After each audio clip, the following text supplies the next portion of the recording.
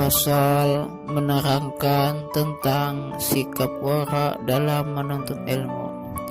Sebagaimana ulama meriwayatkan sebuah hadis dari Rasulullah Shallallahu Alaihi Wasallam, "Man lam yatawarra fi ta'allumihi ibtalahu Allah Ta'ala bi ahadin salasati asya'a, imma ayyumitahu fi sababihi aw yuqi'ahu fi rasatiki aw yabtaliyahu bi khidmatis sultan."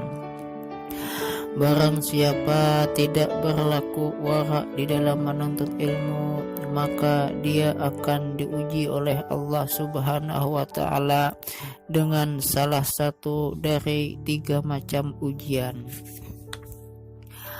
Ada kalanya mati di waktu muda, atau diwafatkan bersama orang-orang yang bodoh, atau menjadi pelayan pemerintah. Maka manakala seorang penuntut ilmu bersifat wara, maka ilmunya akan lebih bermanfaat dan belajarnya lebih mudah, serta manfaatnya lebih banyak. Termasuk sifat wara ialah menghindari rasa kenyang, banyak tidur, dan banyak berbicara yang tidak bermanfaat, dan menghindari makan makanan pasar kalau bisa, karena makanan pasar itu lebih dekat kepada najis dan kotoran,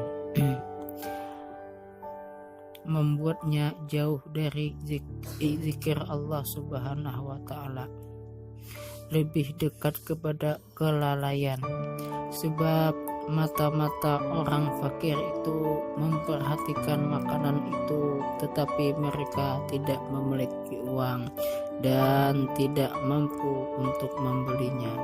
Mereka tentu menahan rasa sakit karena tidak terpenuhi keinginannya.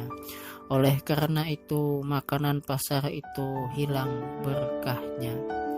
Diceritakan bahwa Imam Asy-Syaikh Jalil Muhammad bin Fadl sewaktu menuntut ilmu, beliau tidak mau makan makanan pasar.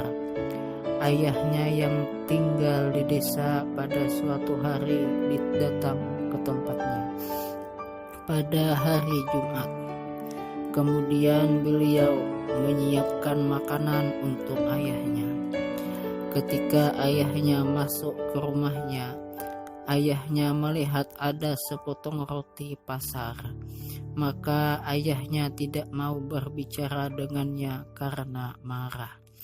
Maka beliau beralasan dan berkata kepada ayahnya, "Makanan ini bukan aku yang membeli, karena aku tidak menyukainya, tetapi temanku yang membawakannya." Lalu ayahnya berkata, "Jika engkau mau berhati-hati dan hidup wara, tentu teman engkau tidak membawa makanan itu."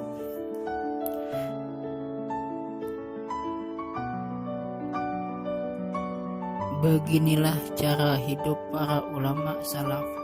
Mereka bersifat wara. Oleh sebab itu mereka diberi keluasan ilmu dan diberi kekuasaan untuk menyebarkannya, sehingga mereka tetap dikenang sampai hari kiamat.